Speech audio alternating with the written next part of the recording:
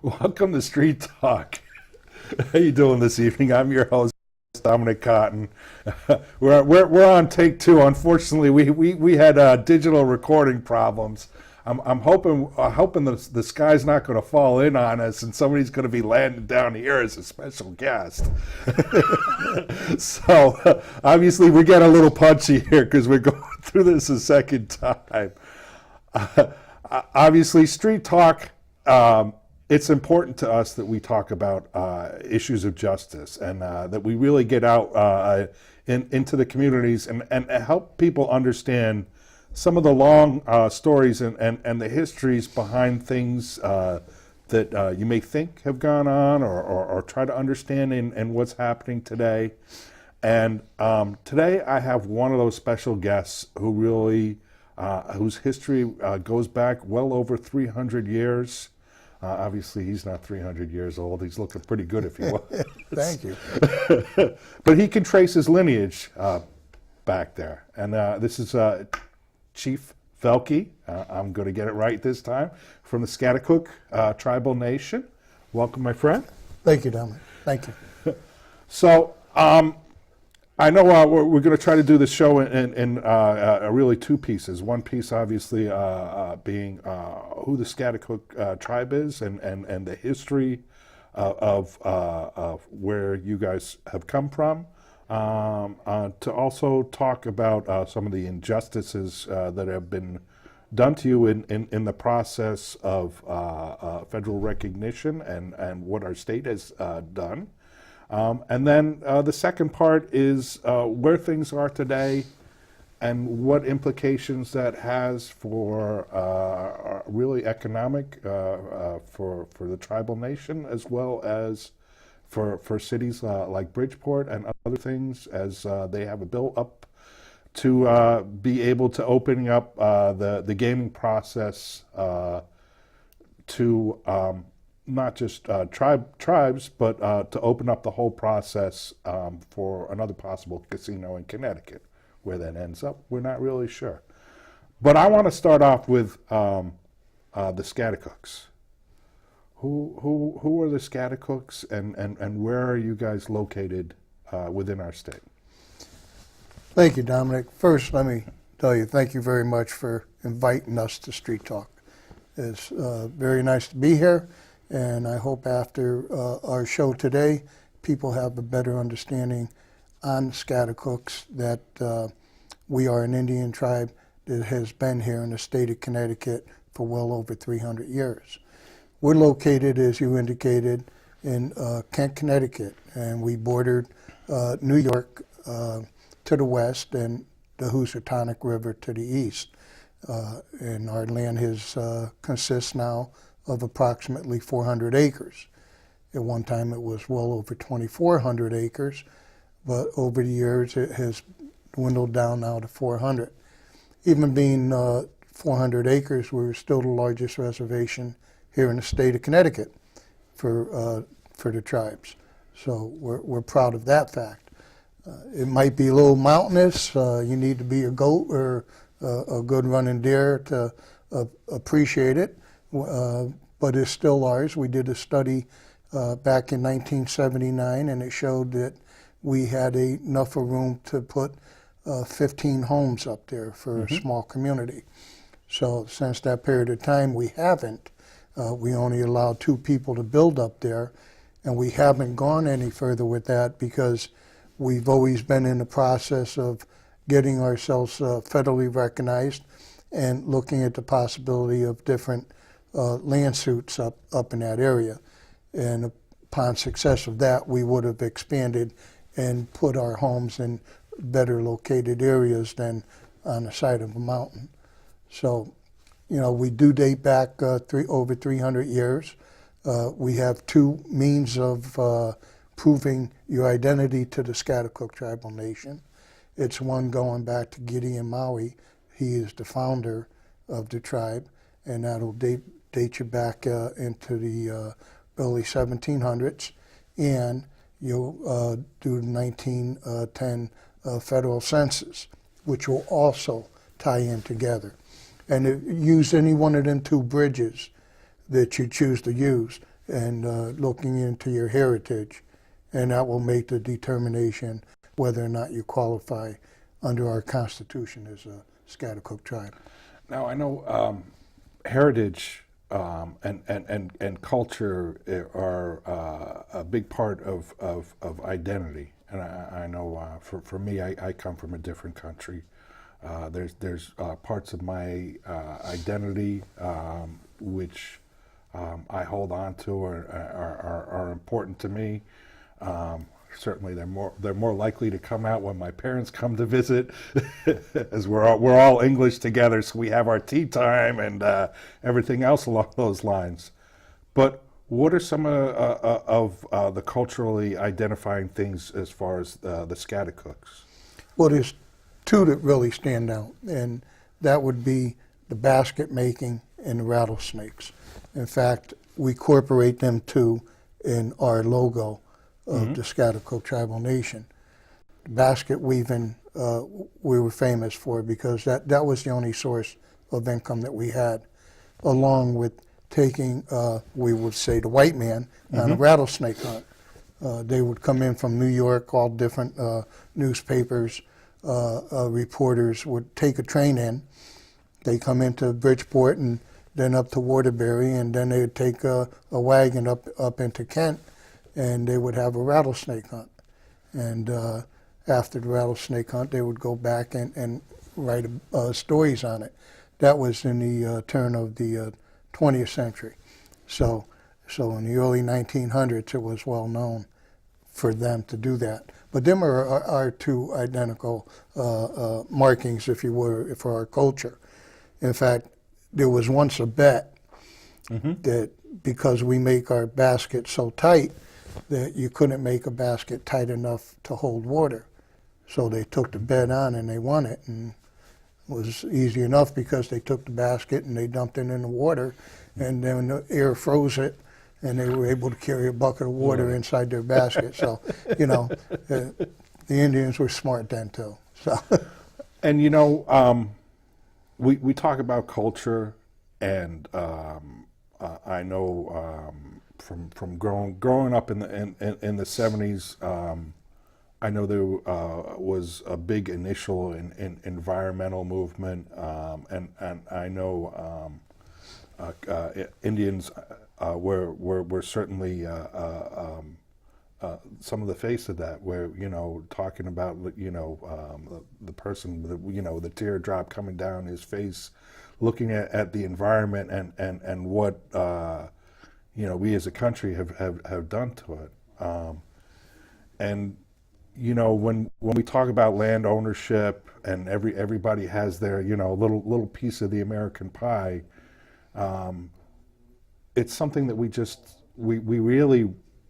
rent. We're here for a small period of time, and I think one of the things from really all the indigenous tribes that comes through is that oneness with the earth, and realizing that we shouldn't be wasting our resources, and to making sure that we save this for people in the future. yeah, you're correct. I mean, it's Mother Nature. Everybody's heard that saying before. It's not nice to fool with Mother Nature. But I would only walk you back on one thing that you just said.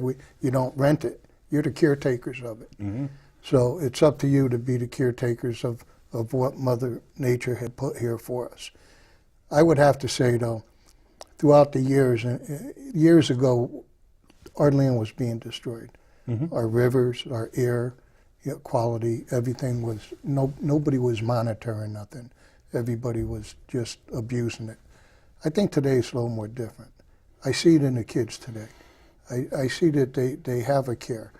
When they go on Boy Scouts, on field trips and camping, there's never a mess left behind. They take care of themselves. And the more that we instill that into the generations to come, the better our earth is going to be for the generations to come. So yeah, we're the caretakers. We're the stewards. I remember when I went to boarding school for 1 year, close to your area. It was probably part of it at one point in time up in Cornwall. And I remember going through to the caves up there and walking. And one of the people, the students were with us. And this is his, I guess, understanding or lack of understanding at the same time. He used a styrofoam cup, and he thought, breaking pieces of it off as he went along, that it would eventually, recycle within that. And I remember our teacher, because it was called Wilderness Ways, he picked up the pieces of the covers because he was going along. He's like, look, this doesn't recycle back into the earth. But, that's one of the things that I think, we as a nation and humans need to find a way around that we've gone so far into the future that we can do all these things, but there's still the parts that are clogging up our environment.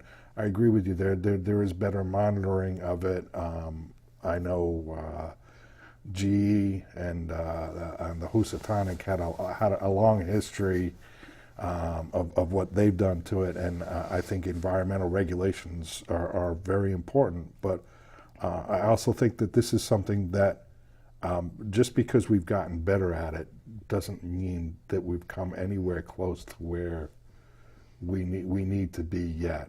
And I think that's, as you say, we're here to preserve this for the future. Yeah, and I would agree with you. We haven't gotten there yet, but I think we know the damage we've done now. Mm-hmm. Before we just did the damage and kept right on doing it. So you know what creates the damage, and we need to leave things better. It's a simple thing. Like I mentioned, the Boy Scouts. They have a philosophy in themselves too. Leave things better Mm-hmm. than the way it was when you got here. And if it's not hard to follow, and if everybody does it, we're all going to be better off, and Mother Earth will be here for a lot longer to come. So. Now, speaking of lands, and you mentioned that your lands were a lot larger at one point in time. I know somewhere within your history, part of your lands were sold, and there was supposed to be somebody that oversaw where the money went from that, and I think the money kind of disappeared within that, or there was an issue that happened. I don't remember what year it was that was around. Yeah, well, there's a couple. There was land taken from us and sold. That we went through court, and we went as far as the Second Circuit Court of Appeals, and because we weren't federally recognized, they said we didn't have a right to make a claim to the land because we weren't federally recognized, which was ridiculous because we weren't federally recognized when they took it neither. Okay, it should have been just a fact that this was our land. We can show and prove it was our land, and we're entitled to lay claim to it. But the courts seem different, see it differently. So we, until we achieve our federal recognition, that's really a lost case for us at the time. I like to say it's a status quo, because upon federal recognition, it will have to be something that we'll have to take another look at. But then you have the other lands that were taken and sold. Right. And that money was to go back to the tribe. And so it's uncompensated takings is what it is of our land. So they took our land, they sold our land, but they never gave us the benefit of it. So today we have a case in court, in Connecticut court, for a suit against the state of Connecticut for $610 million, because we want to know what happened to the money and where is it, and when they plan on giving it back to us. So when did this all occur within your guys' history? In the 1700s, throughout, from the let's just say from 1800 to 1926, in that window of time, 126 years. Wow, that's a And, long. well, it's a long time, and what had happened was they took the land, they sold it, they got the money. We had overseers on our reservation at the time. Overseers were there from the state of Connecticut. They were to manage our money and different things for the tribal members, and they can't account for it. We had asked for an accounting back in 2015 to DEEP, Department of Environmental and Energy Protection, because they oversee our land. And we asked the Attorney General also, can you show us what happened to it? And because nobody can, and we had filed a suit, and that's where we stand today. Now, you're one of how many tribes in Connecticut? Well, we're one of 5 state-recognized tribes. Right. There's 5 state-recognized tribes: the Schaghticoke Mohegans, Historical Eastern Pequots, Golden Hill Pagussets, and the Schaghticoke Tribal Nation. So there's 5 tribes that are recognized here in the state. 2 are federal tribes. One has achieved federal recognition by an act of Congress, and the other one by going through a federal recognition process, which is what the Schaghticoke Tribal Nation did. We went through that process. And what does the process entail? There's 7 criterias in which you need to achieve. You got to show that you were a tribe until the first encounter of the white man, up to the fact that you exist today as a tribe also. And your heritage, your genealogy, and it's pretty in-depth. Before there was gambling, okay, the process started really in 1978. This here process that they have, you always needed to show it regardless. But in 1978, up to their point, all you really need to do is to go out and show that you were a tribal man. Sure. And the 7 criterias that some of what I had just mentioned. But since gaming got involved, now you got a lot of people against the fact that you can prove that you're a native to the state of Connecticut, because they're afraid of the fact that now you'll want a gaming facility. And it didn't start out like that. Obviously, federally, why did they allow gaming? I mean, obviously, when you're federally recognized, you're your own sovereign nation at that point. Correct. Correct. Right. And so, how did gaming on Indian reservations really kind of come about? Well, it came about because the tribes needed to be self-sufficient. They were getting recognition, and that's all it meant, was the fact that they became federally recognized.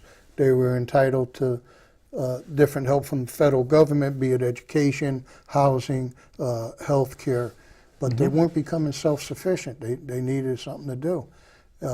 They passed the Indian Gaming Regulatory Act, and from there it allowed gaming on a Solomon reservation on your land.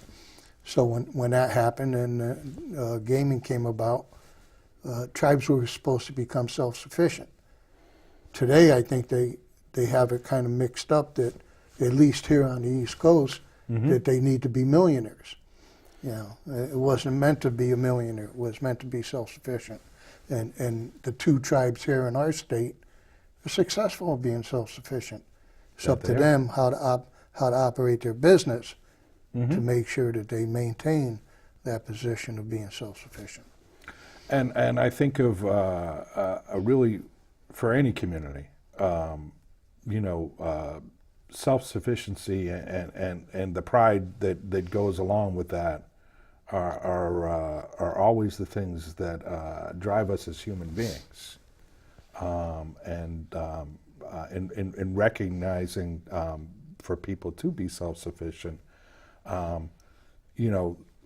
I think it's an important part of being able to preserve your heritage, is to and obviously not feeling like you're dependent upon others in order to be able to continue, to live your lives in the way that you want to and preserve your culture. Now I know. Well, let go me ahead. expand off of that if you don't mind, because Sure. it is important to point out that the Schaghticoke Pequots had built a beautiful museum on the reservation.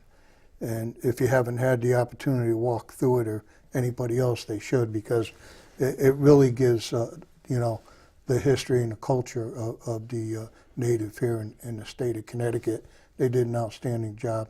Cost them a ton of money, I'm sure it did.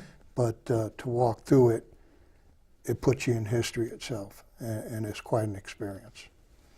Well, I know even when, talking about Kent's close to New Milford. I know when they were going through and building the new Milford High School, they had to stop certain areas of it so that they could do excavation, because they found Indian arrows and other things.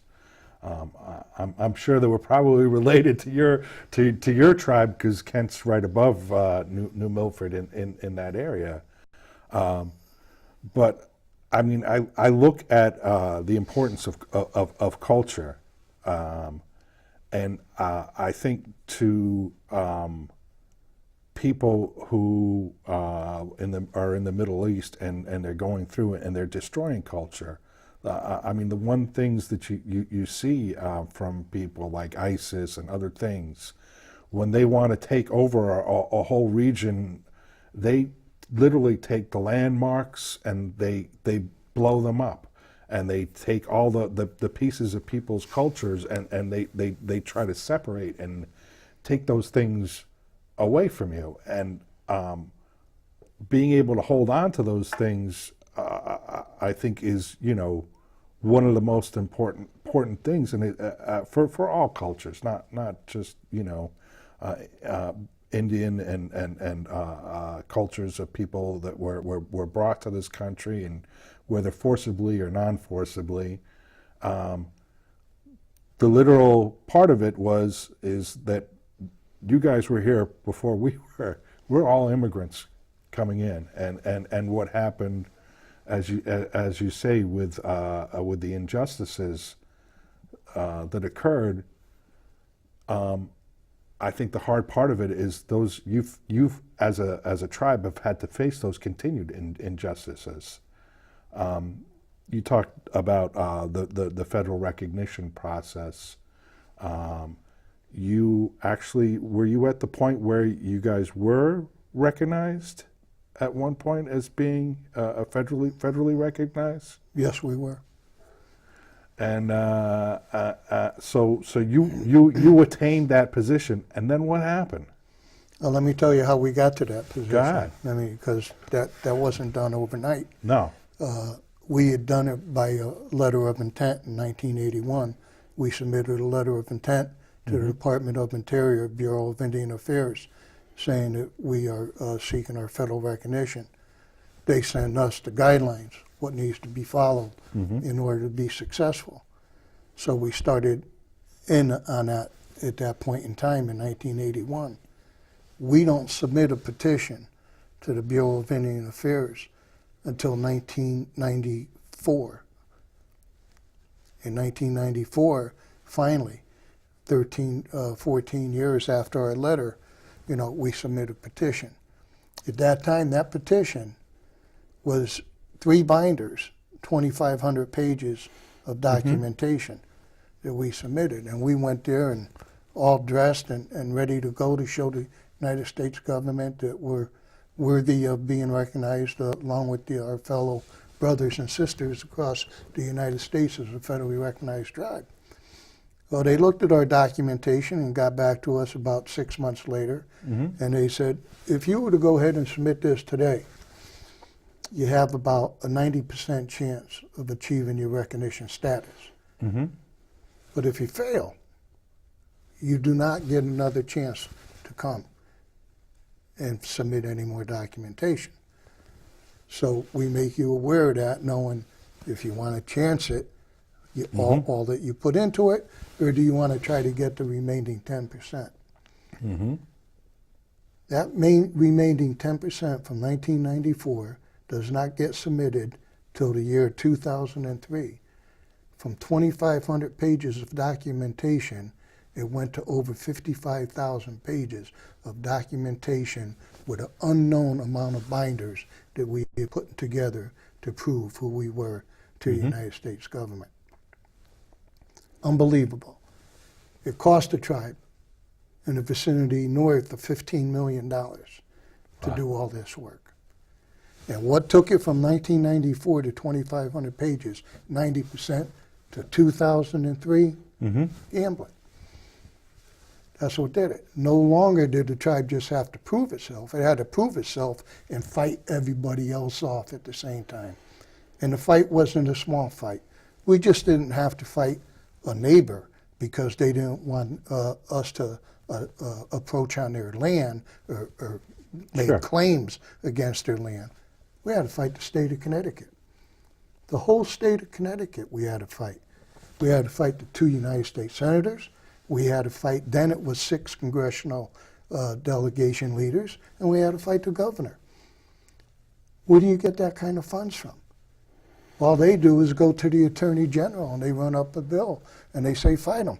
And why in God's green earth would you want to fight somebody that you have recognized for over 200 years for the same qualities by calling them a tribe? That's what we were. That's all we were trying to qualify for as a tribe. So it went real deep, it went real thick, and it only did it for one purpose only, was for gaming. So they fought tooth and nail in 2003 to 2005 to get us overturned. And they were successful. The state of Connecticut was successful in having our positive determination reversed into a negative. And the main reason why this took place was because the state of Connecticut did not want a 3rd casino in the state. Well, here we are 14 years later, Dominic. It's short-sightedness. It's not just short-sightedness. You know what? Here's the part that gets to me. Obviously, I go around, I listen to a lot of people with their stump speeches. There's an open opportunity for a person to come up for the position of Attorney General. And so I listen to a lot of what the Attorney Generals are that are out there, and they talk about law and order. And I know one gentleman who I certainly support, Mike D'Agostino. He comes out and he talks about, I am your advocate. Your advocate. You guys are citizens, not of just your tribal nation, but of Connecticut. That's not advocating for our citizenship if it's just an inconvenience that you happen to be in the way of something that evolved into that, because your recognition and everything that goes along with this wasn't about casinos, because it started well before casinos were around. Absolutely.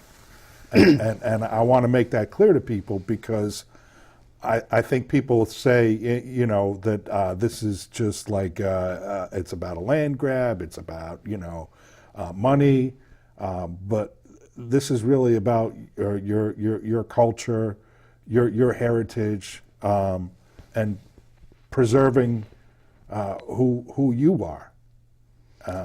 Well, Dominic, back then they just about did. I say back then, I can go back at least till the 1950s. They did everything they could to discourage tribal members from moving back to the reservation and not allowing them to assimilate. What they would do, they operated it like a park. You can only enter the reservation on sunrise. You had to exit before sunset. They didn't want you on there. Before that happened, there was houses up there. What they did to the houses was they went ahead and burnt the house down and called it the best fire drill that the town of Kent ever had. Okay? They bulldozed other houses down and said, you know, that they weren't fit to live in. Well, after they bulldozed them down, they burnt them down, they left nothing there, and now they want to take the land. You know, where do you go from there? And then they fight after you prove over 55,000 pages of documentation who you are and how you got here. They want you to strip you away from the right of being federally recognized. One thing they can't do, I don't care how hard anybody tries, they can't take away history. You can't change history. History is what it is.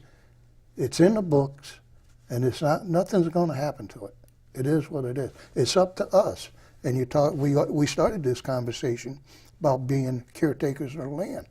Well, it's up to us to make sure that they're not successful in this, and that we continue to be them caretakers. So we're still working on that, and you know, we're looking to try to get our recognition restored because of the injustice that was done to us, you know, and take it from there. We're also fighting here in the state on Bill 5305 because we are citizens of the state. Yep. You already messed with our constitutional rights, and we're not going to stand by and allow them to be stamped down again by saying we're not allowed to enter into a bidding process on a fair and open bidding process for another casino. If we want to do that, we should have the right to do it, and we're fighting for that. Now, I know gaming casinos, and I certainly got, you know, I grew up around in the times that this changed. Legally, they didn't start out as, you know, Mohegan Sun or Foxwoods with, you know, the big gaming tables. It started out as a very small thing with the gaming on tribal nations. It was through bingo, which is the same thing that churches do, Right. and other people. Right. And in fact, it was because they allowed gaming in the state of Connecticut through the churches, be it bingo, be it their bazaars that they used to have, and their gambling nights with their roulette wheels and whatnot. It was because of that law that opened the door for Schaghticoke with Governor Weicker to allow them a bingo parlor. Then from the bingo, you know, they used that as the foundation to allow Class 3 gaming, like they did on other reservations. Because once you allowed gaming, gaming is gaming. Right. Which was right. It was only proper. I mean, they went about it the right way. But you know, Schaghticoke was recognized because they went through an act of Congress. Well, when they went through that act of Congress, there was 5 tribes in the state of Connecticut. Schaghticoke was only one of them. There was 4 other tribes that were recognized by the state of Connecticut. All 5 of them tribes should have been recognized the same time Schaghticoke was recognized, because we were all indigenous tribes to the state of Connecticut. Yep. But they only selected that one. They walked through and they took that one because Schaghticoke at the time had land claims, and they were afraid of the land claims. And they were being represented by a law firm out in Maine, Pine Tree Legal Service, I believe, Tom Terrain. And we spoke to him back then too, and he said, look, let us get through with this right here with Schaghticoke, and then we'll come back and we'll take care of the other tribes here in the state and get them their federal recognition too. So, you know, we weren't going to hold back anybody. In fact, it was our grant money, Schaghticoke's, that went out to Schaghticoke to pay part of their bills for Pine Tree to get their recognition. But they never came back. After that, they never turned around. They seemed to forget their brothers on the other side of the state. And well, rest is history. And it is a brotherhood. Yeah, oh sure, no doubt. You know, I didn't know everybody that's in there today. At the time, I knew Skip Hayward. He was, you know, he was their chairman. So, And I think he's even come back later and recognized that there was this injustice that came, and that the Brotherhood has let down one of their own. Well, if they did or didn't, I can only tell you from my standpoint that we had asked for letters of support Right. from both tribes, and they never seemed to come across. So It's I don't know. but that It was is them. it is what it is, and Right. and as you say, what is the gaming? Because the big parts that really, I guess, changed the whole landscape was when slots came in. Obviously, tribal nations are sovereign territory. You can't go in and tax within a sovereign nation. And so I guess how did the deal work out with the slot machines and the revenues and everything else? Because Connecticut quite obviously has a vested interest in the system that evolved, as time kind of went on in between your recognition process. Yeah, they do, and that's what played the biggest role in having our recognition stripped away, was the relationship with the two tribes and the state of Connecticut. They have a compact that only allows them two tribes to have a gaming facility in which the state of Connecticut is standing there protecting. And what the two tribes had was, well, not the two tribes, actually, it was Schaghticoke that made an agreement with Weicker that if they allowed the slot machines in, that they would give them 25 cents on the dollar. That's the way I believe it's written up, okay? And out of that there, the minimum that they would pay the state on a yearly payment would be $80 million. That's not a bad deal for the state. Wasn't a bad deal for the tribe neither. No. But neither the state nor the tribe had any idea where it was going to go. They were looking at, slot machines. They weren't looking at a, billion-dollar structure. I mean, it's like the Land of Oz when you go by there. I mean, it's a beautiful, gorgeous building that comes up out of the ground where there's only used to be trees, And so they were able to build a structure like that. Mohegans, when they go through the recognition process, process, not through the act of Congress, and they get recognized. And, Mohegans in Schaghticoke mirrored one another going through that process. When Mohegan went through the process, they were given a negative preliminary finding. Nothing was said by the state. When the Schaghticokes went through that process, they were given a negative preliminary finding. And the state of Connecticut says, see, we told you they weren't. They told Indians, we told you they weren't. Negative preliminary finding simply means you need to strengthen up your petition in order to make it into a positive final. Back then, there were site visits that were being done, and they came out from Mohegans, and they did a site visit, and they told them what they lacked and what they needed to do. And they followed the directions from the BIA, and they were successful. They got a positive final determination. The Schaghticokes, they quit doing site visits because of the state of Connecticut petitioning that we shouldn't even be in the process. So they didn't do any site visit for us. They gave us technical assistance. So we had to go to DC. We sat down with their staff. They said, do this and the other thing, and we feel that's where you're weak. Strengthen that up, and you shouldn't have any problems. We go back and we do exactly what they said. We get a positive final determination. All hell breaks loose. There wasn't anybody in the delegation, in the Senate, the Attorney General, the Governor. They were all in D.C.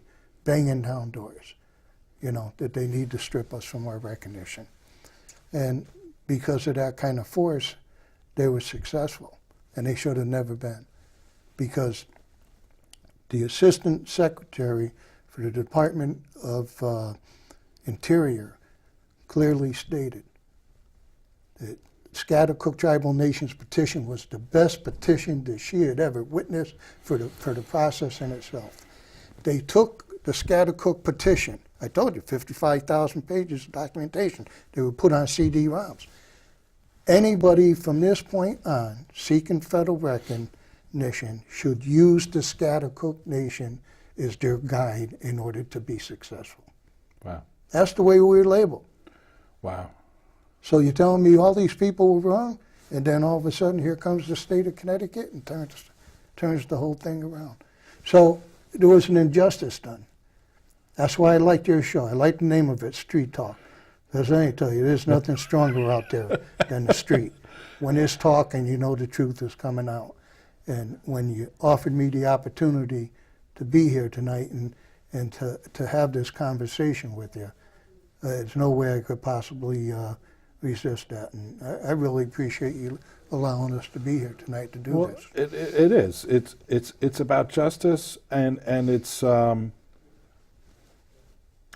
you know, I look at the world around us right at the moment, and there's a chaos to it, and there's a chaos to it because it's always about like follow the money, and sometimes life is not about follow the money. It's follow the spirit of the law, the spirit of the land.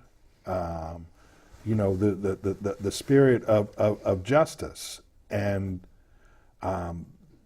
that's our way forward that I think people are beginning to join together and recognize. And I certainly saw the last session, and obviously I watch a lot of this stuff from the outside, and I try to understand and take a look at it. So it wasn't like I didn't know anything about this. Right. I watched, you know, when they had the discussions about the last, like, you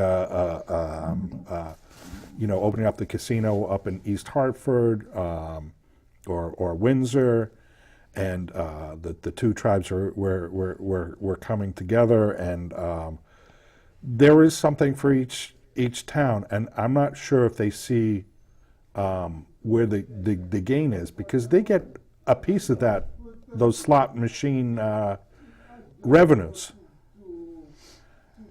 within that. Right.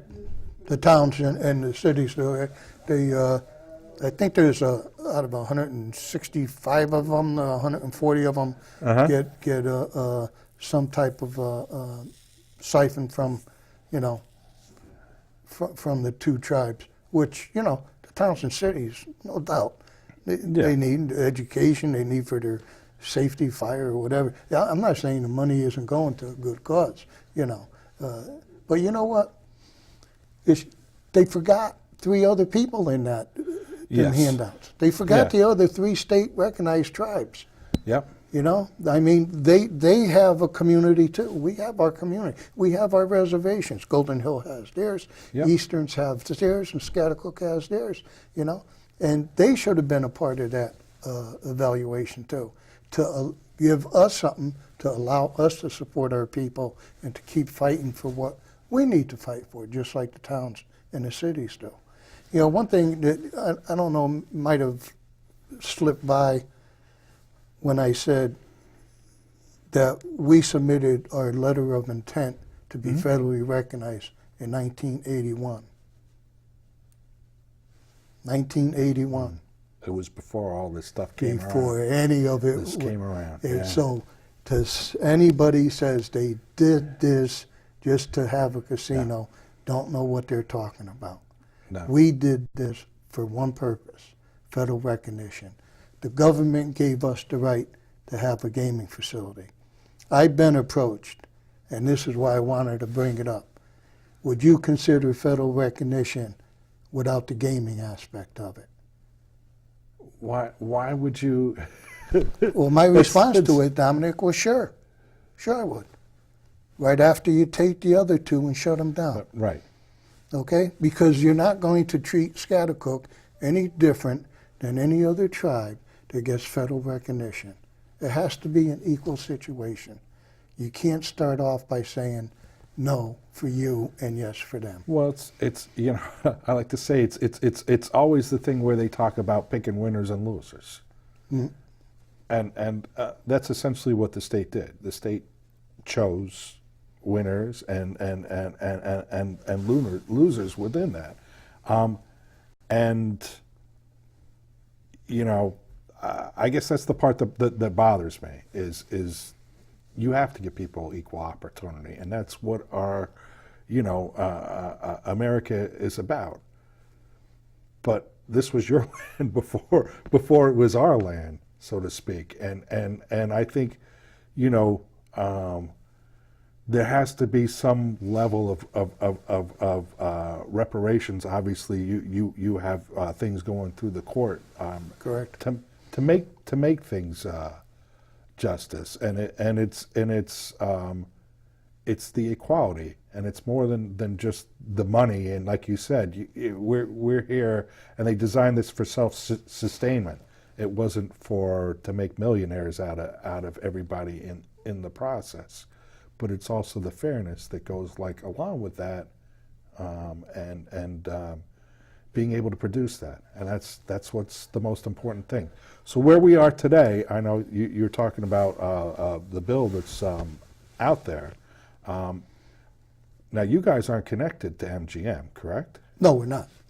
And I'm glad you bring that up too, because, you know, I try to work our legislators as much as we can to get our views across to them, to let them know who we are again and again and again. And now when I go up there, they say, well, you and MGM used to have a deal. And I told them last year, no, we don't. The only deal we have is the fact that both of us want the same thing. And if you're telling me that we have a deal just because both of us want the same thing, then I guess we got a deal, if that's how you consider a deal. But if that's how you consider a deal, then I guess you and the two tribes have a deal too. Right. Because you're keeping us out. So if it's going to, the pendulum swing in one way, it has to swing back. You know, the only thing we're asking for, and how can anybody that wants any equal justice for anyone say that a fair and open process favors one or the other? It's a fair and open process. You know, I mean, how much simpler can anybody ask? There isn't, and I know that the Public Safety Committee, I think all the members asked that this be brought up, because in even years, or the second year of when they're in session, they can only bring up committee bills. So it can't be me asking my legislature, you know, personally to put this in, and then it goes through the committee process. It has to be done in the committee. The committee all asked for this of their chairs to be brought up, which is pretty significant. I'll be honest with you. I don't normally see that happening, but you know what? I'm not afraid to sit here and call out some people that are blocking the process. There's some senators from up, you know, the Hartford area, and so they instead of taking this process and taking a look at statewide what's, you know, best for our state, or what's you know, just, they've taken this to almost a regional piece, because of you know, trying to almost put like a stop for people you know, on the way up Route 91 up to, you know, stopping them from going to Springfield. That's all it is. And that's it. That's all it is. You know, MGM is building, everybody knows, a beautiful gaming facility, entertainment facility in Springfield, Mass. Approximately $1 billion. You know, it could go north or south. I'm not sure, but that's only 10 minutes from where they want to put this pit stop with slot machines. I don't know what kind of crowd that would even help them to draw, and I don't even know if it would do anything other than, you know, create dust along the highway. You know, in that agreement that was done last year with the state and the two tribes was for East Windsor only. And it specified East Windsor and it specified Mashantucket, Mohegan, CT. Okay? This 5305, there isn't any. I hear people say Bridgeport, Bridgeport, Bridgeport. Nowhere in that bill does it say Bridgeport. Nowhere in that bill does it say MGM. It's an open and fair process. It's where the citizens of this state finally gets to make a decision on where is the best location if we are to allow commercial gaming in the state. Where would the best location for this facility to be? They get to make the choice. Right. Not the people in Hartford. People who wants to support a certain area. Excuse me. So if it is Bridgeport, then it is. If Bridgeport has the best selling points, great. If MGM has the best, you know, proformers or you know, strategy that shows that they deserve it, then great. But if it's somebody else and someplace else, they got the same right. At least it's something that's going to be heard, and that's where the process has to fall. And like you said, that the process is important here. It just can't be picking winners or losers, because that's what has happened in the past here. Is rather than winners or losers, and as you say, you know, your tribal recognition goes far back than what's happened in our recent history, and obviously, I mean, the two get mashed together in the end parts of things, but that's not where they began, and that's not where any of the casinos and the history of what's gone on here in Connecticut began. And I think obviously, you know, your rights have been stomped on, and you know, I'm thankful that you've had the benefactors over time to be able to go through and continue this process to fight, because I think a lot of times people think we'll drag you into court and that's where you're going to reside for, you know, and we're gonna wait you out. Yep. No, it is a tough process to go through. I mean, we've been doing it now. I've been a chief since 1987. So since 1987 to present day, I've been here for my people to try to get them and the generations to come into a better position than where we were a few generations ago. One thing we're not going to stand for. You're not going to steal our history. That's not acceptable. You're not going to place the Schaghticoke people with a dome around them saying that these people only want a gaming facility, when that's not the truth. The truth was we started long before there was gaming, okay? And to say that we don't have a right to exercise our constitutional rights today, no, we're not going to stay inside that dome. We're coming out. We're going to let you know who we are, where we are, and what our intentions are. We spent 20 years while we were going through this here process talking with cities and towns in southwestern Connecticut to see if they would entertain the fact that we come into their community. And you'd be surprised of how many open their doors and says, yes, we would. We would be glad to have you as our neighbor here. And that's the way Schaghticoke has always presented themselves. And that's the way we'll continue to do it. And hopefully, when this bid opens up, Schaghticoke gets the right, and we'll get the nod to do it. As you said, leaving your community, leaving your people better off for the future than where they were in previous generations, and the same goes for where we are with our land. I know we get to 55 minutes and I say, how do you talk for 55 minutes on this stuff? I could keep going and going. And you know what? I thank you for coming on today and being able to talk about your story. I think this is an important part. And as we say, you know, it's history in the making. And I'm certainly going to be here and supporting your end of where I see things whenever I talk to anybody that's going up in the legislature. So, Dominic, we appreciate it. I really appreciate the fact you're inviting us here today. Like we always said, look, we just want a fair shot. yeah.